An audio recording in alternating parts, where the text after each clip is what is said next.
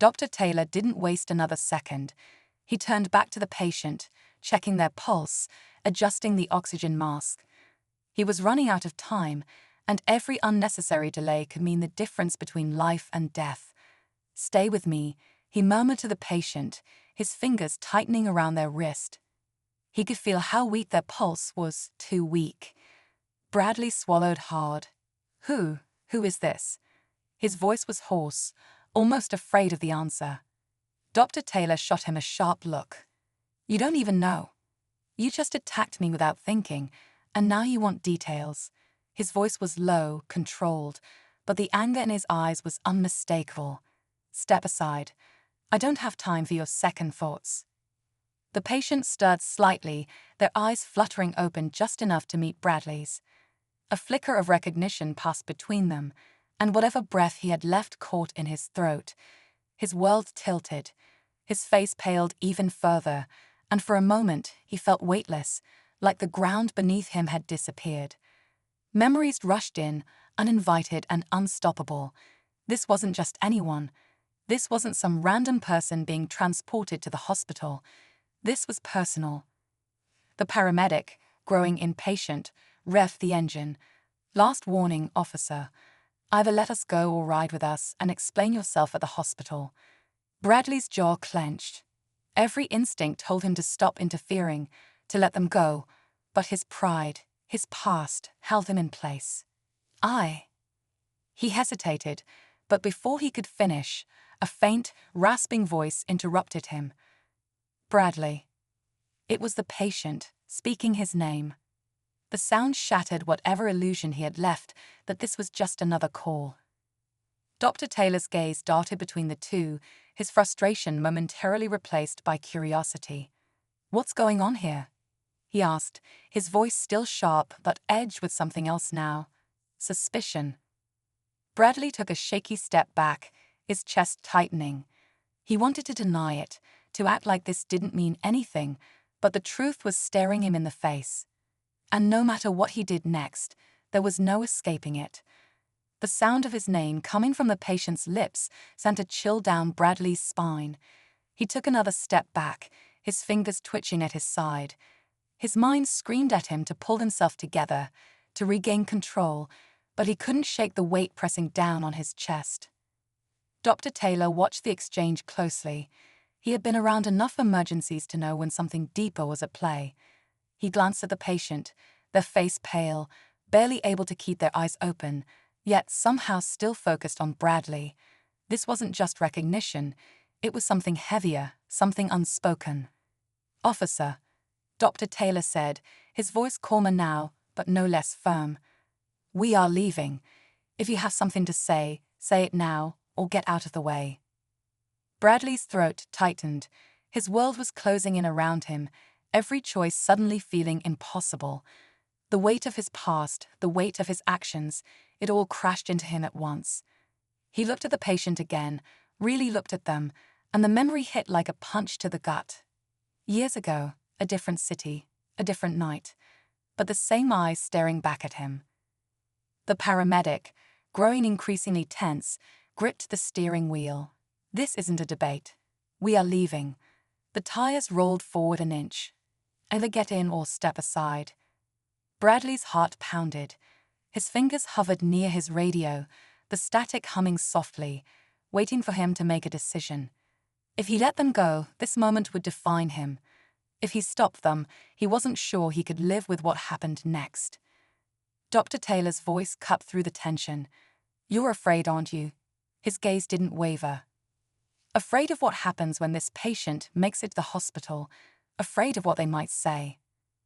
The words struck deep, but Bradley said nothing. He just stood there, the weight of his past pressing in from all sides, knowing that no matter what happened next, there was no turning back. The air inside the ambulance felt heavy, thick with tension that refused to break. Bradley's jaw tightened as Dr. Taylor's words echoed in his mind. Afraid. He wanted to deny it, to fight back, but the truth had already wrapped around him like a vice. Before he could say anything, the patient shifted slightly, struggling against the pain that held them down. Their fingers twitched, reaching weakly toward Bradley. Then, barely above a whisper, the words came. "You don't even remember me, do you?" It was supposed to be just another day. A mother running errands, going about her business, never expecting that one simple traffic stop would turn into a moment that shook the system. But sometimes, life has a way of flipping the script, especially when the person being underestimated has more power than anyone realizes. This story begins with a routine patrol in a quiet suburban neighborhood. A police officer, trained to spot anything that seemed out of place, noticed a black woman behind the wheel of a luxury SUV. Maybe it was the car, maybe it was the neighborhood, or maybe it was just his own assumptions. But something made him decide to pull her over. At first, it seemed like just another stop. A request for license and registration, a few routine questions. But then things started to escalate. The woman, calm but firm, questioned why she was being detained. Her voice carried the weight of someone who knew her rights, someone who wasn't about to be bullied. But the officer wasn't listening. Whether it was impatience, bias, or a need to assert control, he made a decision, one that would soon come back to haunt him. Handcuffs. An unnecessary search. A public humiliation for a woman who had done nothing wrong. The officer thought he had the upper hand. He had no idea who he was dealing with, because what he didn't know was that this woman wasn't just anyone. She was the mother of one of the most powerful men in the country. A call was made, a name was dropped, and in an instant, everything changed. The officer's confidence cracked as the weight of his mistake became clear. But by then, it was already too late. The wheels of karma had already started turning, and the consequences were coming fast. What happened next left everyone, especially the officer, in complete shock. And trust me, you're going to want to hear how this one ends. The officer stood there, his stance firm, his grip tightening around the handcuffs. He thought he was in control. To him, this was just another routine stop, another person who needed to be put in their place. But the woman he had just detained wasn't flustered.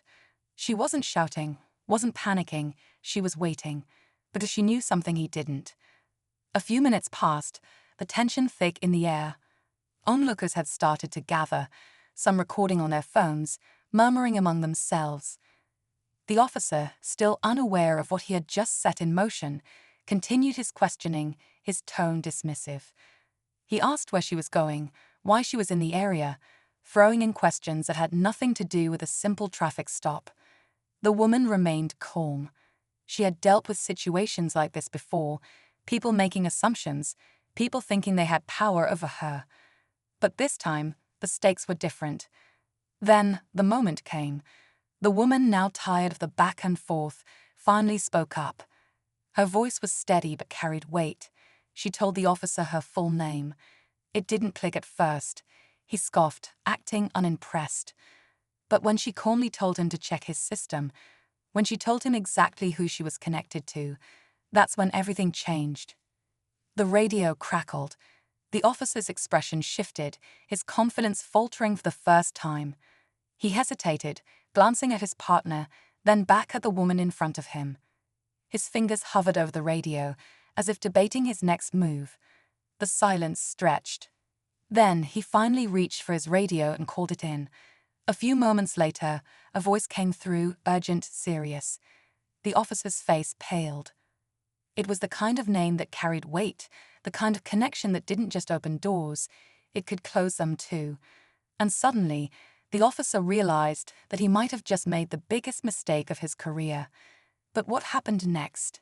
That was something even he wasn't prepared for.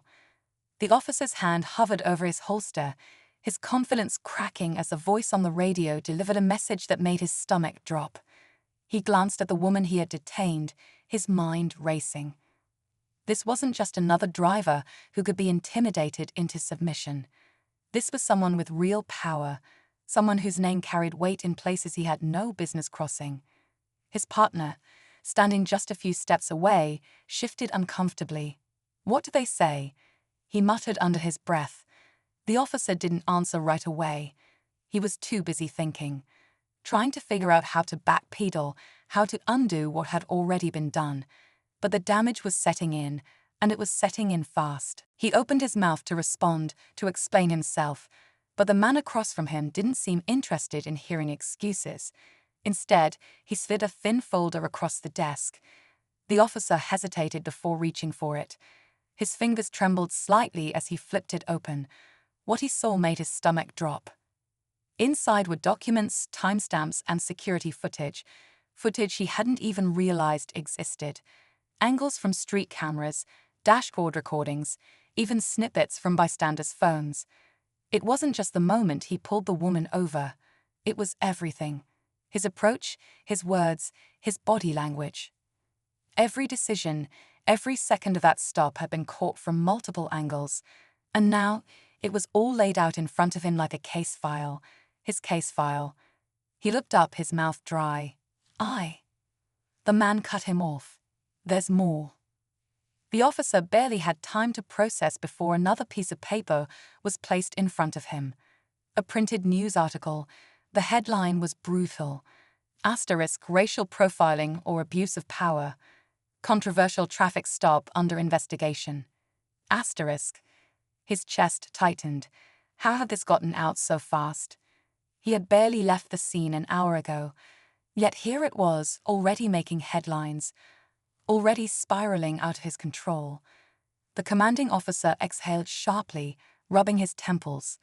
This is going national, he muttered under his breath. The man across the desk, however, wasn't done. You should be asking yourself one question right now, he said, his voice sharp and deliberate. Why was she even there in the first place? The officer blinked, thrown off. What do you mean? The man leaned forward. Do you really think the mother of the CIA director just happened to be in that neighborhood, at that time, alone? His eyes locked onto the officer's. Or do you think there's something bigger going on? The room felt smaller, the air heavier. Suddenly, this wasn't just about a bad traffic stop. It wasn't just about him. It was about something else, something he hadn't even considered. And for the first time since this nightmare began, he realized he might not be the one in the most trouble. The officer's breath hitched as the weight of the man's words settled over him. This wasn't just about what he had done. There was something bigger at play, something he hadn't even considered. His mind raced, trying to piece it together. Why was she there? Why alone? Why now? Before he could speak, the door behind him creaked open. A different officer stepped in, holding a phone. He looked uneasy. Sir, you need to take this, he said, handing it to the man across the desk. A long pause. The man took the call, listening intently. His face remained unreadable, but something in his posture shifted. Understood, he finally said, then set the phone down. He studied the officer in front of him, as if seeing him differently now. You got lucky, he finally said. Very lucky. The officer swallowed hard. What? What does that mean? The man exhaled, pushing the folder aside. She was there for a reason, but not for you. He let the words sink in before continuing. The woman you detained, she wasn't running errands. She was meeting someone important. The officer's heart pounded. Who? The man leaned back, tapping his fingers on the desk. An informant. The word sent a chill down the officer's spine. She was gathering intel for her son, the man continued. Classified intel. Something big. Bigger than you, bigger than this department. He let the weight of it settle. And because of you, that meeting never happened. The officer's stomach turned. The implications were staggering. He had unknowingly disrupted something far more dangerous than a routine stop. So what happens now? He asked, his voice barely above a whisper. The man studied him for a long moment. Then, for the first time, he smirked. That depends, he said, because now you're part of this whether you want to be or not. The officer's breath caught in his throat. And just like that, the story he thought was over had only just begun. The officer sat there, his world spinning in ways he never could have imagined. He had started the day thinking he was in control, just another shift, just another stop. But now he was tangled in something far beyond his pay grade, something he wasn't even supposed to know about. The man across from him let the silence stretch, watching him closely, as if waiting for him to process the full weight of what had just been revealed. The officer finally swallowed hard. "So, what happens to me?" he asked. The man tapped his fingers against the desk. "Officially, you'll be under review for misconduct. Unofficially," he paused, letting the word linger, "you keep your mouth shut about what you just learned." The officer exhaled, unsure if that was a warning or a lifeline. Probably both. He had expected to be fired, maybe even arrested. Instead, he was being given a choice: walk away quietly and pretend this never happened, or push back and risk stepping deeper into something he didn't understand. Outside the station, the world carried on as if nothing had changed. But for him, everything had. The news was already running the story, twisting it in ways he couldn't control. People were calling for consequences, for accountability. His career was on the edge, his name under a spotlight he never wanted. But there was something else too, something that gnawed at him. The woman. She had looked at him that day like she knew this would happen, like she had been expecting it. And maybe she had. Maybe he had never been in control at all. Days later, as he packed up his things from his desk, he found an envelope tucked into his locker. No return address, no name, just a single note inside. Asterisk, wrong place, wrong time. Next time, be smarter. Asterisk. His hands went cold. He glanced around the station, but no one was watching him. At least, not openly. He folded the note, tucked it into his pocket, and walked out, knowing this chapter of his life was closing. But deep down, he had a feeling the story wasn't over yet.